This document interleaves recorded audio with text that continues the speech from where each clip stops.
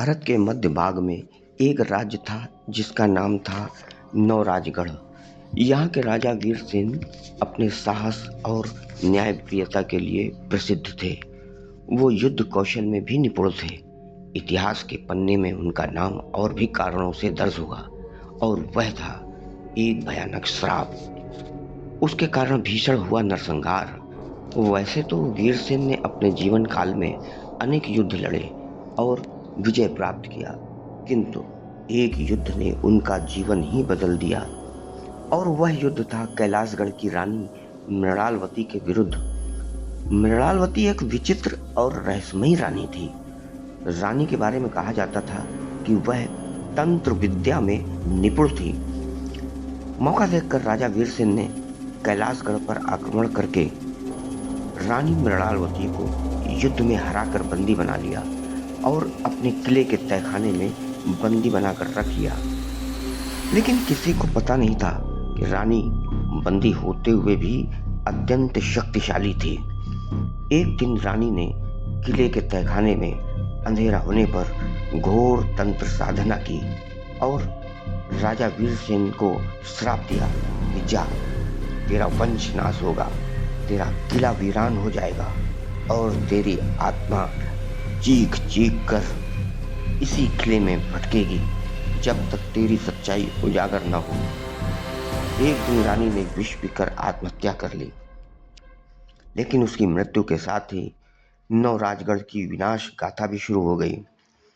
रानी की मृत्यु के बाद किले में अजीब घटनाएं घटने लगी।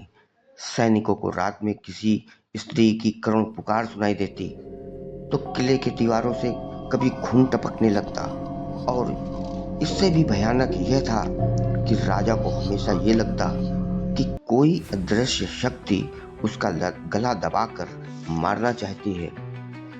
देखते ही देखते राज्य में महामारी फैल गई। फसलों में अपने आप आग लग जाती। कई लोग राज्य छोड़कर दूसरे राज्यों में चले गए। एक दिन राजवीर सेन ने तहखाने में अकेले जाते हैं और रानी के कक्ष को देखते हैं। वहां उसकी अस्थियां पड़ी हुई होती हैं और बालों की चोटी भी किनारे पड़ी हुई होती है। एक तंत्र मंडल ज्यों का त्यों बना होता है। राजा को आश्चर्य होता है। उसने जैसे ही चोटी को छुआ, एक तेज धमाके के साथ आवाज गूंजी और पूरा किला जैसे हिल गया हो। अगली सुबह राजा वीरसेन तहखाने में मरा हुआ पाया गया। आंखें खुली थी, शरीर काला पड़ चुका था और चेहरे पर भय फैला था। कहानी 2023 में इतिहास के एक छात्र मुकुल देव ने वीरसेन और मृणालवती की कहानी सुनी। उसने इस कहानी की सच्चाई जानने के लिए उस किले में गया। वहां गांव वालों ने उसको वहां जाने से मना किया, लेकिन वो नहीं माना और किले के तहखाने में पहुंच गया।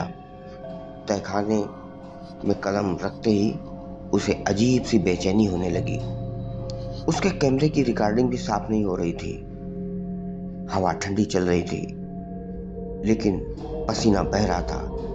कुछ और आगे बढ़ने पर उसे एक औरत की सिसकने की आवाज सुनाई पड़ती है। लाइट चली जाती है तो मोबाइल की फ्लैश लाइट से इधर उधर देखता है। तभी उसे दीवार पर कुछ दिखाई पड़ता है।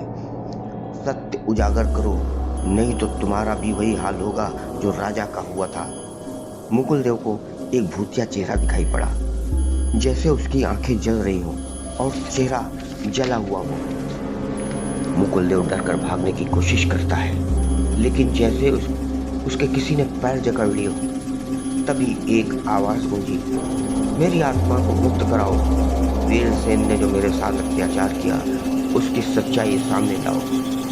इसके बाद मुकुल देव बेहोश हो गया। अगली सुबह मुकुल देव की गांव के बाहर पाया गया। उसके कैमरे में जो रिकॉर्डिंग थी उसको गांव वालों ने देखा तो उन लोगों के होश उड़ गए। वीडियो में रानी की आत्मा की छाया, राजा वीरसेन की चीखें और दीवार पर खून से लिखे हुए अक्षर साफ दिखाई पड़ रहे थे।